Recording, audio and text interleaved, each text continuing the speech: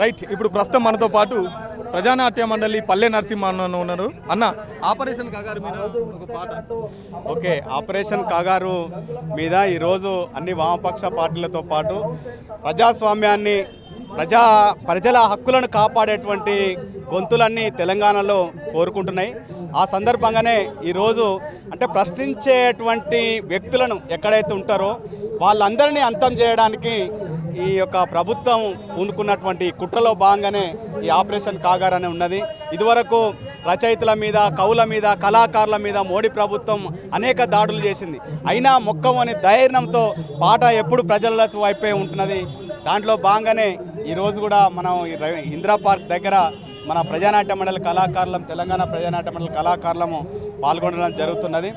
అడగవే అమ్మా ఈ భారతదేశం ఎదుగుతుందట, అడగవే అమ్మా నేనడిగితే ఎన్కౌంటరు, నువ్వు అడిగితే ఏమంటారో, అడగవే అమ్మా ఈ భారతదేశం ఎదుగుతుందట, అడగవే అమ్మా నేనడిగితే ఎన్కౌంటరు, నువ్వు అడిగితే ఏమంటారో, అడగవే అమ్మా ఈ భారతదేశం ఎదుగుతుందట, అడగవే అమ్మా ఉన్నవాడు మేడ మీద మేడలెల్లో గట్టుతుంటే, లేనివాడికున్న నీడా నేల కూలి కుములుతుంటే, ఇదే నా మార్పుకు ఆనవాళ్ళు అప్పులతో నెత్తిన ఎత్తిరిరాళ్ళు, కోట్లతో మునుగుతున్న దేశాన్ని నేను ప్రశ్నిస్తే నేరమే, అడగవే అమ్మా ఈ భారతదేశం ఎదుగుతుందట, అడగవే అమ్మా, అడగవే అమ్మా ఈ భారతదేశం ఎదుగుతుందట, అడగవే అమ్మా ఈ భారతదేశం ఎదుగుతుందట, అడగవే అమ్మా. అందుకనే ప్రజానాట్య మండలి కళాకారులుగా మేము అడిగితే ఎన్కౌంటర్ చేస్తున్నారు, కానీ భారతమాత అని చెప్పుకున్నటువంటి ఆ భూతల్ని కానీ ఆమెను అడిగితే ఏమంటారు అనేటువంటిది అడుగుతున్నాం. ఎప్పటికైనా ప్రజల సమస్యలు పరిష్కరించనంత కాలం, అణిచివేత ఉన్నంత కాలం ఈ ప్రజా పోరాటాలు, ఎర్రజెండా పోరాటాలను అంతం చేయడం ఎవరితరం కాదు. కాబట్టి ఎంతోమంది చరిత్రలను చూసినాం, ఈనాడు మోడీని కూడా చూస్తున్నాం. కాబట్టి చెప్తున్నాం, ప్రశ్నించేటువంటి వాళ్ళను, వాళ్ళ సమస్యలను వినాలి. ఇప్పుడు దేశం పరాయి దేశం ఉన్నటువంటి వాళ్ళతోటి శాంతి చర్చలు ఇద్దామని ప్రభుత్వం వాళ్ళు పిలిపించినారు. కానీ ప్రజల కోసం, ప్రజల మార్పు కోసం, మా జీవన విధానం మారాలని చేస్తున్నటువంటి ఈ అన్నలను కూడా పిలిపించి వాళ్ళతో శాంతి చర్చలు జరిపి వాళ్ళ సమస్యలను పరిష్కరించడానికి గత ప్రభుత్వం ఒక ప్రయత్నం చేసింది. ఈనాడు కేంద్ర ప్రభుత్వం కూడా ప్రయత్నం చేయాలనేటువంటి విషయం మీద ఉన్నాం. ఇప్పుడు మావోయిస్ట్ పార్టీ అనేది నిషేధిత సంస్థతో చర్చలు జరపడం ఏంటి, మేము జరపం, కావాలంటే వాళ్ళనే జనజీవన స్రవంతిలో కలిసిపోమని చెప్పేసి చెప్తున్నారు.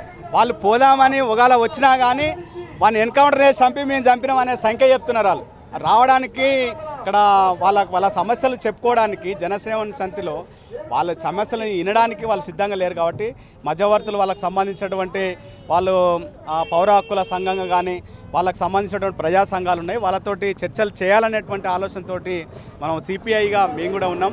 అఖిలపక్షం సంబంధించి వాళ్ళ సమస్యలను పరిష్కరించాలి, ఏదో ఒక మార్గంగా ఆలోచించాలనేది.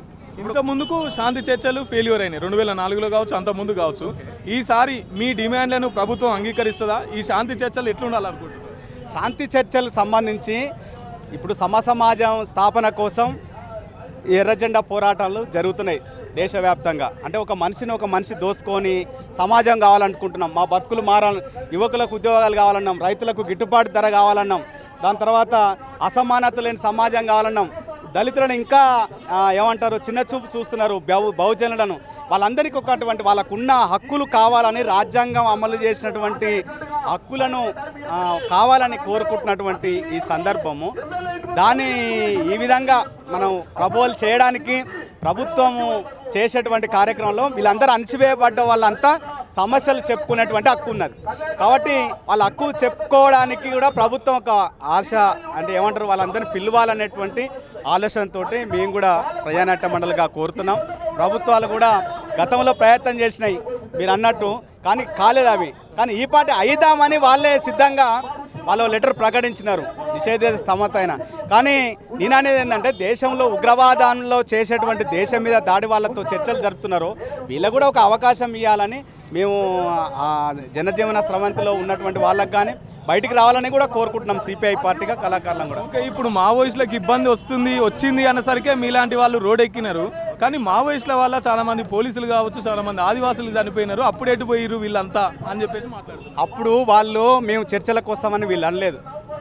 ఎప్పుడైతే వాళ్ళు మేము కూడా సిపిఐ వాళ్ళం కూడా మేము అది తూటా ద్వారా కాదు ఓటు ద్వారా ఉన్నప్పుడు కూడా సిపిఐ నాయకులను కానీ కమ్యూనిస్ట్ నాయకులను ఈ తెలంగాణ దేశంలో ఉన్నటువంటి వాళ్ళందరి మీద కూడా మావోయిస్ట్ పార్టీ వాళ్ళు కూడా వాళ్ళ విధానం వాళ్ళ సిద్ధాంతం ప్రకారం మమ్మల్ని కూడా విమర్శించినారు. దానికి ఏమంటలేము. కానీ వాళ్ళు కూడా జనజీవన శ్రవంతిలో కలుస్తాం మేము శాంతి చర్చలు చేయమని అన్నప్పుడు మాత్రమే పార్టీ వాళ్ళని కూడా వాళ్ళను ఒక మనిషి యొక్క స్వేచ్ఛను గౌరవించి వాళ్ళని కూడా మాట్లాడాలనేటువంటి ఆలోచనతో మేము కూడా దాన్ని గుర్తించి వాళ్ళతో మాట్లాడాలని కోరుతున్నాం. ఓకే, థ్యాంక్ యూ అన్న ఒక పాట. నెత్తురు బారందెన్నడో మా తెలంగాణ పల్లెలో, నేలకు రాలందెన్నడో మా తెలంగాణ జిల్లలో. నెత్తురు బారందెన్నడో నా తెలంగాణ పల్లెలో, నేలకు రాలందెన్నడో నా తెలంగాణ జిల్లలో. నెత్తురు బారందెన్నడో మా తెలంగాణ పల్లెలో, నేలకు రాలందెన్నడో మా తెలంగాణ జిల్లలో. నెత్తురు బారందెన్నడో నా తెలంగాణ పల్లెలో, నేలకు రాలందెన్నడో నా తెలంగాణ జిల్లలో.